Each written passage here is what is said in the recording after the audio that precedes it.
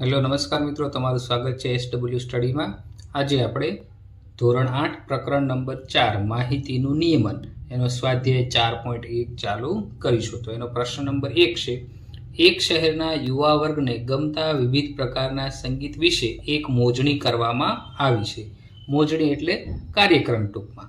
બાજુમાં દર્શાવેલ વર્તુળ આલેખ મુજબ તેના પરિણામો મળ્યા હતા। આ વર્તુળ આલેખની મદદથી નીચેના પ્રશ્નના ઉત્તર શોધો।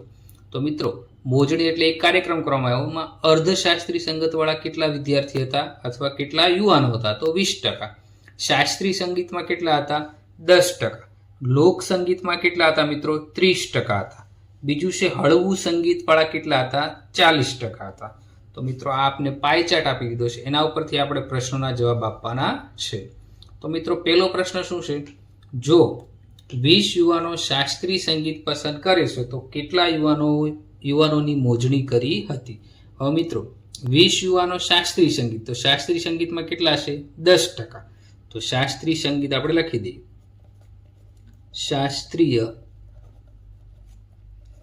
સંગીત બરાબર 20 વિદ્યાર્થીઓ। હવે શાસ્ત્રીય સંગીતના ટકા આપણે કેટલા આપ્યા હતા? 10%। તો 20 વિદ્યાર્થી બરાબર કેટલા થયા? 10%। હવે મિત્રો, ટોટલ, હવે જો આનો તમે ટોટલ કરો તો 20% વત્તા 10%, 30%, 30 ને 30 60%, 60 ને 40 100%। તો ટોટલ કેટલા થઈ ગયા? 100% યુવાનો થઈ ગયા। તો આપણે લખશું કે 10% શાસ્ત્રીય સંગીત બરાબર કેટલા વિદ્યાર્થી હતા અથવા યુવાન હતા? 20 હતા। હવે ટોટલ યુવાનો કેટલા થઈ જશે મિત્રો? 100%। તો 100% એ કેટલા? તો હવે આ બંનેનો શું થઈ જશે મિત્રો? ક્રોસ ગુણાકાર। તો શું થઈ જશે? 100 ગુણ્યા 20 છેદમાં કેટલા થઈ જશે? 10 થઈ જશે। તો આ 0 0 કટ થઈ ગયા। તો 10 ગુણ્યા 20 એટલે કેટલા થઈ ગયા? 200 યુવાનો। તો ટોટલ કેટલા યુવાનો હતા મિત્રો? 200 યુવાનો હતા। ત્યાર પછી મિત્રો, બીજો પ્રશ્ન શું છે? કયા પ્રકારનું સંગીત મહત્તમ યુવાનો પસંદ કરે છે? તો પાઈ ચાર્ટમાં આપણે જોઈ લઈએ। મહત્તમ સંગીત કયું છે મિત્રો? 40%। એ કયું સંગીત છે? હળવું સંગીત। તો આપણે શું લખશું કે યુવાનો છે હળવું સંગીત છે 40% યુવાનો પસંદ કરે છે। તો આપણે લખશું હળવું સંગીત મહત્તમ યુવાનો પસંદ કરે છે, બરાબર મિત્રો। ત્યાર પછી ત્રીજો પ્રશ્ન છે, કોઈ એક કેસેટની કંપની આ સંગીતની 1000 સીડી તૈયાર કરે તો દરેક પ્રકારના સંગીત માટે કેટલી સીડી તૈયાર થાય? તો મિત્રો, ટોટલ સીડી કેટલી છે? 1000। તો આપણી પાસે ટોટલ યુવાનો કેટલા હતા? બધાનો સરવાળો પર કેટલા થાય છે? 100%। તો દરેકના ભાગે કેટલી સીડી આવે એ આપણે જોવાનું છે। તો શરૂઆત મિત્રો આપણે શાસ્ત્રીય સંગીતથી કરીએ। તો હવે કુલ સીડી આપણે પહેલા લખી દઈએ। પહેલા આપણે શું લખી દઈએ? કુલ સીડી બરાબર કેટલી તૈયાર કરવાની કીધી? 1000। હવે 1000 બરાબર શું થઈ જશે મિત્રો? 100%। શું કરવા? કે ટોટલ આપણી પાસે 100% યુવાનોના સંગીતના પ્રકાર પ્રમાણે છે। તો પેલું આપણે લખીએ, શું લખીએ? અર્ધશાસ્ત્રીય સંગીત। અર્ધશાસ્ત્રીય સંગીત। તો મિત્ર, અર્ધશાસ્ત્રીય સંગીતમાં કેટલા ટકા છે? 20% બાળકો છે। કેટલા છે? 20% બાળકો અથવા યુવાનો। તો આપણે લખીએ 100%। 100% બરાબર આપણે કેટલી સીડી છે? 1000 સીડી। તો 20% એટલે કે અર્ધશાસ્ત્રીય સંગીતની કેટલી સીડી બનશે? તો આપણે શું કરશું? આ બંનેનો ક્રોસ ગુણાકાર કરશું। 20 ગુણ્યા 1000 છેદમાં શું કરી દઈશું? 100 કરી દઈએ। તો 2 શૂન્ય કટ થઈ ગયા। તો 20 દાણ કેટલા થઈ જશે? 200। મિત્રો, શાસ્ત્રીય સંગીતની આપણે કેટલી સીડી મળશે? 200 સીડી કેની મળશે? અર્ધશાસ્ત્રીય સંગીતની 200 સીડી મળશે। હવે મિત્રો, આપણે બીજી કઈ કેસેટ છે? શાસ્ત્રીય સંગીતની કેટલી કેસેટ આવશે 1000 માંથી? તો શાસ્ત્રીય સંગીતના કેટલા ટકા છે મિત્રો? 10%। શાસ્ત્રીય સંગીત બરાબર 10%। તો આપણે લખીએ 100% બરાબર કેટલી કેસેટ છે? 1000 કેસેટ આપણી પાસે છે। હવે આપણે શાસ્ત્રીય સંગીતના કેટલા ટકા છે? 10% તે પસંદ કરવા વાળા છે। તો હવે આપણે આ બંને શાસ્ત્રીય સંગીતની કેસેટ મેળવવા બંનેનો ક્રોસ ગુણાકાર 10 ગુણ્યા શું થઈ જશે? 1000 છેદમાં આ બંનેનો ક્રોસ ગુણાકાર છેદમાં કેટલા થઈ ગયા? 100। તો આ 2 શૂન્ય થઈ ગયા, આ 2 શૂન્ય કટ થઈ ગયા। તો કેટલા થયા? 10 દાણ 100। તો 100 કેસેટ બનશે। કયા સંગીતની? શાસ્ત્રીય સંગીતની 100 કેસેટ બનશે। આ રીતે મિત્રો હવે આપણે લોક સંગીત, તો લોક સંગીતની કેટલી કેસેટ બનશે એ જોઈ લેવાની. તો લોક સંગીતના કેટલા ટકા છે મિત્રો સાંભળવાળા? 30%. તો આપણે લખશું કે 100%. 100% એ કેટલી સીડી હતી? 1000. તો આપણી પાસે કેટલા છે? 30% શાસ્ત્રીય સંગીત સાંભળવાળા છે. તો એની કેટલી કેસેટ બને? તો હવે ક્રોસ ગુણાકાર 30 ગુણ્યા શું થઈ જશે? 1000 છેદમાં કેટલા થઈ જશે મિત્રો? 100 થઈ જશે. તો આ 0 0 કટ થઈ ગયા. હવે 30 ગુણ્યા 10 એટલે કેટલા થઈ ગયા? 300 થઈ ગયા. તો 300 કેસેટ શેની મળશે મિત્રો? લોક સંગીતની 300 કેસેટ.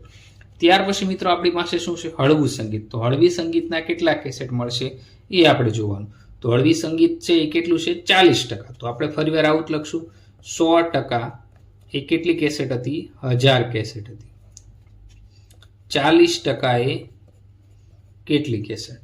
તો આપણે શું લખશું મિત્રો? ક્રોસ ગુણાકાર 40 ગુણ્યા કેટલા લખી દઈએ? 1000 છેદમાં કેટલા કરી દઈએ? 100. તો 0 0 કટ થઈ ગયા. તો શું થયું? 40 દાંડ કેટલા થઈ જશે? 400. તો મિત્રો હળવી સંગીતની કેટલી કેસેટ મળશે આપણને? 400. હળવા સંગીત માટે 400 કેસેટ મળશે. ત્યાર પછી મિત્રો પ્રશ્ન નંબર 2. 360 લોકોને શિયાળો, ઉનાળો અને ચોમાસું એમ 3 ઋતુમાંથી પોતાની પસંદગીની ઋતુ માટે મત આપવા જણાવવામાં આવ્યું છે. તો મિત્રો આમાં શું છે? ટોટલ 360 લોકો છે. તો ટોટલ મત કેટલા થશે? 360. તો એમને ગમતી ઋતુ માટે મત આપવાનું કીધું. તો કઈ ઋતુને સૌથી વધુ મત મળ્યા? તો બાજુના કોષ્ટકમાં જુઓ તો મિત્રો જો ઉનાળાને 90, ચોમાસાને 120, શિયાળાને 150. તો સૌથી વધુ મત કયા ઋતુને મળ્યા? શિયાળાને. તો આપણે લખી શકશું અહીંયા શિયાળાની ઋતુને, શિયાળાની ઋતુને સૌથી વધુ મત મળ્યા. તો કઈ ઋતુને સૌથી વધુ મત મળ્યા મિત્રો? શિયાળાની ઋતુ. ત્યાર પછી મિત્રો બીજો પ્રશ્ન શું છે? દરેક ઋતુના વૃત્તાંશ માટે તેના કેન્દ્ર પાસેના ખૂણાનું માપ શોધો. મિત્રો વૃત્તાંશ એટલે શું થાય? કે આપણું જે આ આખો પાઈ ચાર્ટ છે, પાઈ ચાર્ટ, એમાં મિત્રો માનો કે એટલો ભાગ આ એક ઉનાળાએ રોક્યો હોય તો આ ઉપરનો ભાગ છે એને શું કહેવાય? વૃત્તાંશ કહેવાય. તો એવું દરેક માટે આપણે શોધવાનું છે. તો મિત્રો પહેલા આપણે ઋતુ જોઈ લેવી પડે. ઉનાળો, ચોમાસું, શિયાળો. તો ટોટલ કેટલા મત છે? આપણે ટોટલ વ્યક્તિ કેટલા કીધા? 360. તો ટોટલ મત કેટલા થઈ ગયા? 360 થઈ ગયા. તો આપણે લખશું કે કુલ મત બરાબર 360. અને આખા પાઈ ચાર્ટનું કુલ માપ કેટલું થાય? 304. પાઈ ચાર્ટનું કુલ માપ બરાબર કેટલું થાય? 360 થાય. હવે મિત્રો પેલું આપણે શું ગોતવાનું કીધું? કે ઉનાળા માટે છે એ આપણે ગોતી લઈએ. તો ઉનાળા માટે કેટલું માપ થાય એ આપણે જોઈ લઈએ. તો ઉનાળાના કેટલા મત છે? 90 છે. તો પેલા આપણે લખીશું 360 નો ખૂણો. 360 અંશ હોય ત્યારે કુલ મત કેટલા છે? 360 છે. અથવા 360 મત હોય ત્યારે ખૂણો કેટલા અંશનો બને છે? 360 અંશનો બને છે. હવે ઉનાળા માટે આપણી પાસે કેટલા મત છે? 90. તો જ્યારે 90 મત હોય ત્યારે કેટલો ખૂણો બને? જ્યારે 360 મત હતા ત્યારે આખો પાઈ ચાર્ટ પૂરો થાય એટલે કે 360 નો ખૂણો બને. તો 90 હોય ત્યારે કેટલા? તો આ બંનેનો શું થશે? ક્રોસ ગુણાકાર. તો 90 ગુણ્યા 360 છેદમાં કેટલા થઈ જાય? 360. તો 360 કટ થઈ ગયા. તો ખૂણો આપને કેટલો મળ્યો? 90 ડિગ્રીનો મળ્યો. શેના માટે? ઉનાળા માટે. હવે ચોમાસા માટે. તો આપણે ચોમાસા માટે લખશું કે જ્યારે 360 મત હોય ત્યારે ખૂણો કેટલો બને છે? 360 નો. ચોમાસાના કેટલા મત છે? 120. તો જ્યારે 120 મત હોય ત્યારે કેટલો ખૂણો બને? તો ફરીવાર આપણે ક્રોસ ગુણાકાર 120 ગુણ્યા 136. આ બંનેનો ગુણાકાર આ છેદમાં. તો 120 ગુણ્યા 360. આવું જ મિત્રો શિયાળા માટે કરવાનું. તો શિયાળા માટે કેટલી છે આપણી પાસે? 150 અંશ. તો આપણે લખશું જ્યારે 360 મત હોય ત્યારે ખૂણો કેટલો હતો? 360 અંશનો હતો. હવે જ્યારે 150 અંશ માપ થઈ જાય ત્યારે ખૂણો કેટલો? કે 150 મત થાય ત્યારે ખૂણો કેટલો? તો આ બંનેનો ક્રોસ ગુણાકાર 150 ગુણ્યા 360 છેદમાં શું થઈ જશે મિત્રો? આ 360. આ કઈ રીતે ગુણાકાર કર્યો? તો આ બંનેનો ક્રોસ ગુણાકાર થાય, આ છેદમાં જાય. તો ફરીવાર 360 કટ થઈ જશે. તો શિયાળા માટે પણ ખૂણો કેટલો મળશે? 150 અંશનો મળશે. ત્યાર પછી મિત્રો પ્રશ્ન નંબર 3 છે. એમાં શું કીધું છે? ઉપરોક્ત માહિતી દર્શાવતો પાય ચાર્ટ તૈયાર કરો. તો મિત્રો જે આપણને ખૂણા મળ્યા છે પેલા આપણે લખી દઈએ. ઉનાળા માટે આપણે કેટલો ખૂણો મળ્યો, શિયાળા માટે કેટલો મળ્યો એ આપણે લખી દઈએ. તો સૌથી પહેલા આપણે ઉનાળો લખી દઈએ, ઉનાળો. પછી મિત્રો શું લખી દઈએ? શિયાળો. અને છેલ્લે શું છે મિત્રો? ચોમાસું. હવે ઉનાળા માટે આપણે ખૂણો કેટલો મળ્યો? 90 અંશનો. શિયાળા માટે કેટલો મળ્યો? 150 અંશનો. અને ચોમાસા માટે કેટલો મળ્યો? 120 અંશ. તો મિત્રો તમારે કોણ માપકની મદદથી આનો તમારે ખૂણો દોરવો પડે. તો ઉનાળા માટે 90 અંશ છે, તો 90 અંશનો ખૂણો મેં દોરી દીધેલો છે. હું તમને એકવાર દોરીને બતાવું. તો 90 અંશનો ખૂણો હોય તેનો આકાર કેવો થાય મિત્રો? એલ આકાર થાય. તો જો મિત્રો આ 90નો ખૂણો હું તમને દોરીને બતાવું છું. તમારે ફરજિયાત કોણ માપકના મદદથી જ તે દોરવાનો છે. તો આ 90નો ખૂણો થઈ ગયો મિત્રો. તો અહીંયા આપણે શું લખી દઈશું? ઉનાળો. ઉનાળો. અને કેટલા એના અંશ છે? 90 અંશ. ત્યાર પછી મિત્રો ચોમાસું. ચોમાસુના કેટલા છે? 120 અંશ છે. તો મિત્રો ચોમાસા માટેનો હું ત્યાં ખૂણો તમને બતાવું છું. તો આ ચોમાસા માટે. ચોમાસા માટે તમારે હંમેશા કોણ માપકનો ઉપયોગ કરીને દોરવાનો છે. તો ચોમાસા માટે કેટલો આવશે મિત્રો?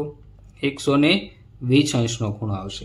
બાકીનો જે ભાગ હોય છે એ તમારે કોણ માપકનો ઉપયોગ ના કરવો પડે, કેમ કે બાકી બધું વધ્યું કોના માટે હોય? શિયાળા માટે. તો આપણે લખી દઈએ શિયાળો. શિયાળા માટે કેટલા અંશ છે? 150 અંશ થઈ ગયો. તો આપણો આ શું થઈ ગયો? પાય ચાર્ટ તૈયાર થઈ ગયો. અને આ સાથે મિત્રો પ્રશ્ન નંબર 2 નું સોલ્યુશન અહીંયા પૂરું થાય છે. જો તમને વિડીયો ગમ્યો હોય તો લાઈક કરો, શેર કરો અને ચેનલને સબસ્ક્રાઇબ ભૂલવાનું ચૂકતા નહીં. Thank you.